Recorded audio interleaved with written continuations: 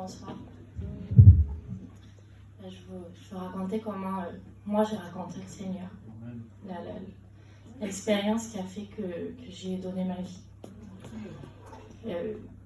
Moi, je suis mariée, j'avais pas 17 ans. On a fondé un foyer dans le monde et ça a été une catastrophe. Mais quand je vous dis une catastrophe, c'était une catastrophe. Et moi, mon père, il est très strict. Et j'avais une crainte de mon père, malgré que j'étais mariée, j'avais toujours la crainte de mon père. Et tellement que ça allait pas avec lui, on s'est quitté une fois.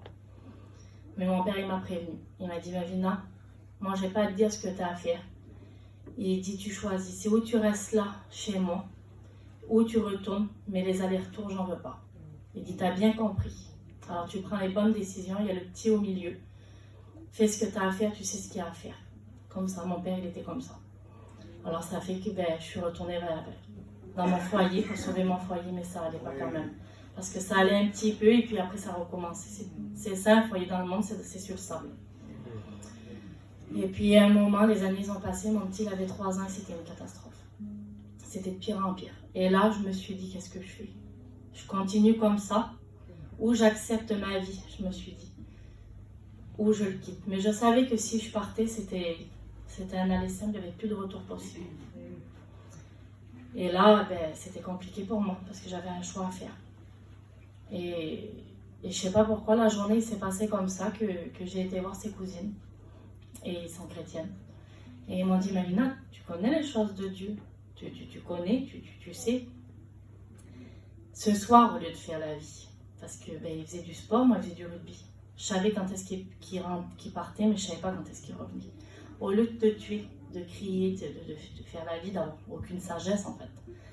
Ils m'ont dit, les filles, m'ont dit, tu mets ton petit au lit, avec tout le respect que je vous dois. Tu te mets dans ton lit et tu cries au Seigneur.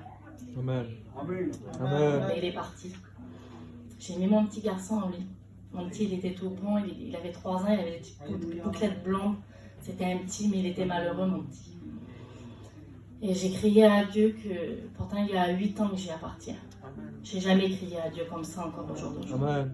J'y ai crié, c'était un besoin, c'était un appel au secours. C'était un appel à la détresse, je ne pouvais plus. Je pesais 38-39 kilos, c'était une catastrophe.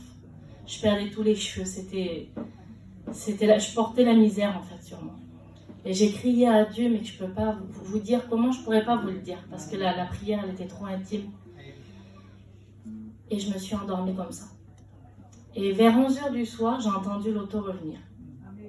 Mais quand vous êtes dans le monde, que vous n'êtes pas ancré dans les choses de Dieu, vous oubliez les choses moi, j'ai oublié les choses que j'avais dit à Dieu 2 heures auparavant. Quand j'ai entendu l'auto arriver, une peur, une crainte, elle m'a saisie dans moi. Parce que quand il venait, c'était une catastrophe. Parce que s'il rentrait, que c'était 4h du matin, qu'il avait décidé que j'y fasse cuire, il fallait que ça soit comme ça. Alors au début, vous criez, au début, vous faites la vie. Mais quand il y a un petit garçon de 3 ans après qui vous ramasse, vous vous taisez, vous ne dites plus rien. Et moi, là, je vois l'auto arriver. Et une peur, elle m'envahit, cette peur. Et vite, je me retourne dans ma chambre et je me cache, je me mets en dessous le lit. Et je me couvre. Et je fais semblant de dormir. Et puis j'attends. Et j'attends, et j'attends. Et tellement qu'il est lent à rentrer, je me rendors. Et dans la nuit, il me réveille. Et là, ça me saisit. Et il me dit, Malvina, il dit, t'inquiète pas. Il dit, je te réveille pour te demander pardon. Il dit, plus jamais, écoute-moi bien, il dit, plus jamais un cri, il y en aura dans la maison. Une dispute, plus jamais. Une sortie, c'est fini. Plus jamais de ta vie. À partir de demain, il y a du changement. Et moi, je l'ai regardé, mais j'avais oublié la prière que j'avais faite à Dieu. Et je l'ai regardé, sans un mot, je me suis rendormie. Les jours, ils ont passé, les semaines, les mois. C'était l'homme qui est parti et l'homme qui est revenu, c'était 2 choses différentes. C'était pas du tout le même. Mais c'était pas pour autant que j'allais aux choses de Dieu. Imaginez-vous comme ça peut être dur, comme c'est grave qu'on est ancré dans le monde. Et puis il a fallu qu'il nous arrive une catastrophe. Mon beau-frère, il a perdu son frère. Et ça a été très grave. Ça s'est passé dans le nord, à Longwy, ça a été très compliqué. Et là, quand on voit un jeune de 23 ans partir comme ça d'un accident d'auto qui laisse sa femme et une petite de 3 ans, c'est une catastrophe. Quand c'est notre copain, on se pose 1001 questions. Mais lui, là, mon compagnon qui est là, il était ancré dans les choses de Dieu. Il priait pour le repas. Et il me disait, non, Malvina, je te préviens, je veux que tu le dises à personne que je suis chrétien. Il dit, ça reste entre toi et moi et entre moi et Dieu. Il dit, tu dis rien à personne. Et moi, je l'écoutais. Forcément, ce qu'il me disait, je l'écoutais. Et quand il est arrivé ça pour mon beau-frère, les réunions, ils ont commencé. Parce que ces ans, c'est des serviteurs de Dieu. Donc, ils ont commencé à faire un travail vers nous. Donc, on allait aux réunions ensemble. Et puis, un soir, il y a un homme qui est venu manger vers nous. Donc, là, mon beau-frère, c'est un serviteur. Et il nous a demandé comment on avait rencontré Dieu. Parce qu'il a dit, c'est pas de maintenant que vous avez rencontré Dieu. Il a dit à lui, toi, tu es beaucoup trop ancré pour avoir rencontré Dieu maintenant. Et puis, il a dit, je vais t'expliquer ce qui s'est passé. Il dit, un soir, je suis allé au rugby.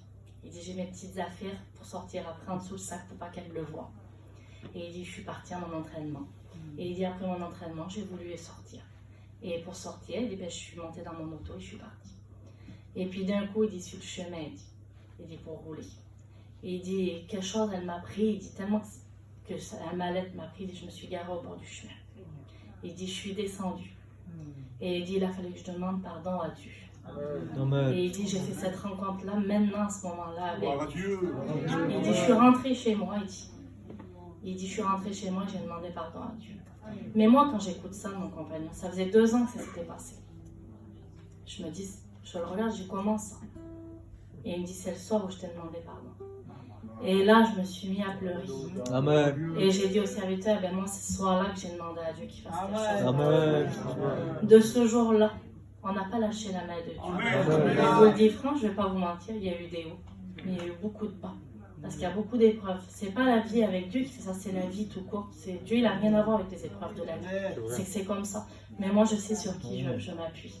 C'est sur le Seigneur. Aujourd'hui, j'ai un foyer qui appartient. J'ai un foyer qui va le servir. Mais pour ça, je n'échangerai rien au monde. On pourrait tout me donner. Je ne le voudrais pas parce que ce que j'ai dans mon foyer, là, c'est un trésor et je veux en prendre soin. Que Dieu vous bénisse. Amen. Amen. Alléluia.